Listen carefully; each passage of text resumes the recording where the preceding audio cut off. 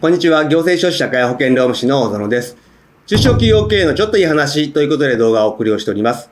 今回は育業中スキルアップ助成金についてご紹介をしていきたいと思います。近年、女性の育児休業取得率というのは従来から 80% 以上という形で高い水準で推移しておりましたけれど、男性の育児休業取得というのも非常に伸びてきて、全体の 30% 近くになっているといった状況になっております。そんな中で課題になっているのが、育児休業から復帰をした後の仕事、働き方、キャリアプランといったところになってきております。そういったところを不安を解消するために、育児から復帰しても活躍できるキャリア支援ということで、育業中スキルアップ助成金というのを東京都では設けているという状況になっております。この育児休業中のスキルアップに関しましては、育児休業している時も研修をしなきゃいけないのかといった批判は一部ありましたけれど、この育児休業中の育業中スキルアップ助成金につきましては、あくまでも本人が望んで、本人が研修を受けたいといった場合の支援という形になりますので、強制的な会社命令で行うような研修ではないというところになります。今回の概要ですけれど、まずは仕事復帰に関する調査結果というのがありますので、そちらをご紹介をしていきたいと思います。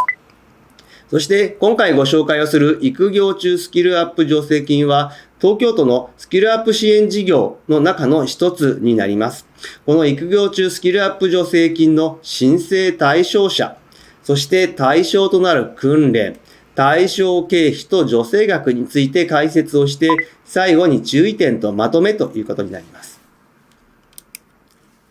まずは仕事復帰に関する調査結果をご紹介をしたいと思います。仕事復帰に対する不安を抱えている方というのが、これは様々な調査結果がありますけれど、おおむね8割前後の方が復帰に関して不安を抱えているという調査結果が出ている。そして、この8割程度の方の一番大きな課題がですね、やはり育児と仕事の両立に関しての不安ということになり、第2位としては1割から2割の方が仕事についていけるかどうかといった不安を抱えているということがわかります。そして、この仕事復帰に対しての不安に対してですね、産休中、育休中のリスキリング等の研修の意欲に関して、調査結果を見たところ、多くの方がですね、取り組んでみたいというのが 36% ほどいたということで、やはりある程度一定数の方は育休中であっても少し研修をしてスキルアップをしたいという希望を持たれている方が多い。ではそういった方たちがどのようなことを学ぼうとしているのか、そして、それに対してどのくらい研修としてかけられそうなのかといった調査結果ですけれど、1位は語学ということで 38.5%、2位はウェブデザインということで 36.4%、3位が PC 基礎ということで 35.3% となっております。また1週間あたりかけられる研修の時間、勉強の時間というのは1時間から3時間程度という方が一番多くて 36.5% で、3時間から5時間未満という方が 27.4%、5時間から7時間未満という方が 15.2% という形になっております。そういった中でですね、ある程度一定数の方が育児休業中にも少しスキルアップをしたいと思っているという方を支援をするためのものとして、育業中スキルアップ助成金というのを東京都では用意をしているということになります。申請の対象となるのは中小企業等ということで、業種別に、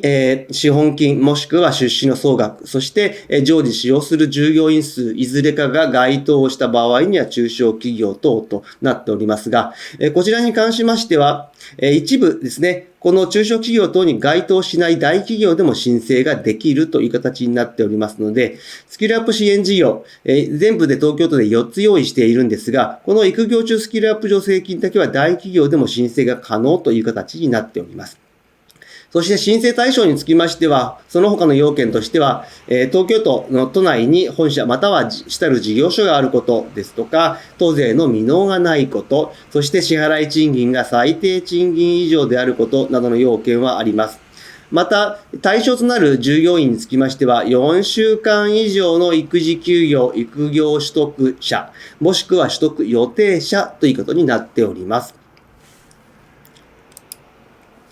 そして、この対象訓練ですけれど、全部で9つ、対象となる訓練の要件というのが挙げられておりますけれど、その中で一部重要なものをピックアップしてみたいと思います。まず3番目として、育業中の従業員が育業期間中に受講する研修であることということ。そしてこれはですね、本人が受講を希望している場合に限るということなので、あくまでも会社の業務命令、業務指示で研修を受けさせるということはさせないでください。そして、育休中でありますので、基本的には在宅になりますので、こちらはオンライン研修、そして e ラーニングも可能となっております。また、5番目として、研修費用の2分の1以上を申請企業が負担をすることとなっております。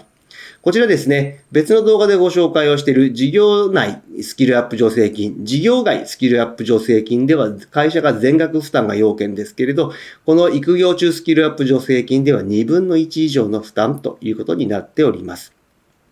そして9番目として、受講者の受講状況に対して教育機関の証明を受けられることということになっております。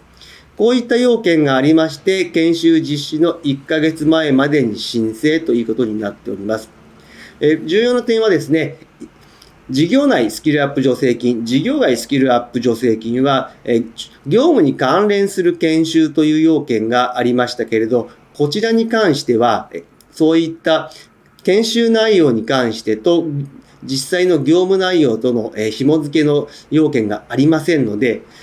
あくまでも本人が望むもの、語学研修ですとか、PC 基礎、そういったいろんな研修を受けることができるということで、非常にメリットがあるというふうに考えております。そして、この育業中スキルアップ助成金の対象経費と助成額ですけれど、対象経費につきましては、受講料、そして教科書、そして教材及び研修に付随する登録料や管理費、そういったものが対象になるんですが、特徴的なのはですね、育児休業中に研修を受けるので、ご自身のお子さんをですね、研修時間中に託児サービスに預けるなどというケースも出てくるかと思いますが、その場合の研修受講時の託児サービス利用料というのも対象になるということに、一つがポイントということになっております。そして助成額につきましては、あくまでも休業しているので、就労していませんので、人件費部分の研修はありませんので、経費助成のみという形になります。そしてですね、この助成額に関しては、他の東京都で行っているスキルアップ支援事業の助成金と異なっており、1研修あたりの上限がないというのも一つのポイントになっております。そして助成率につきましては、中小企業では3分の2になっておりまして、この助成金、東京都においては珍しいんですが、大企業でも申請ができますので、助成率下がりますけれど2分の1ということになっております。そして申請額につきましては、1企業あたりの申請額は上限100万円で、上限に達するまで何回、複数回の申請が可能となっております。申請自体は郵送か J グランツとなっておりまして、研修終了後2ヶ月以内に実績報告が必要ということになっているので注意をしてください。そして最後に注意点とまとめになります。仕事復帰時の注意点ですね。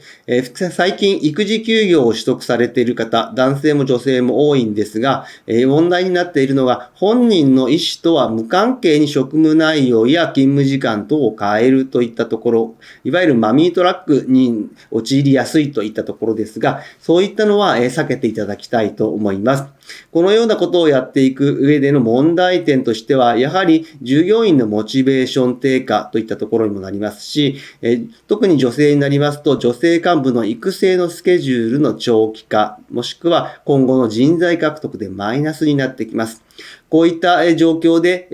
会社内のモチベーション低下を防ぐためにも、やはり復帰をする従業員との十分な対話をしてほしいと思います。そして働き方、従来の働き方が難しいのであれば、そういった部分の働きやすい環境の整備ですとか、働き方に合った評価方法の変更ということで、時間あたりの生産性などを考慮した評価方法、もしくは働く時間や働く場所の見直し、そういった対応をしてほしいと思います。育休から復帰をしても、その後も活躍できる職場づくりというのの、構築に、努めてほしいと思います。今日の内容が明日からの経営にちょっとだけ役に立つことを願っております。ご視聴ありがとうございました。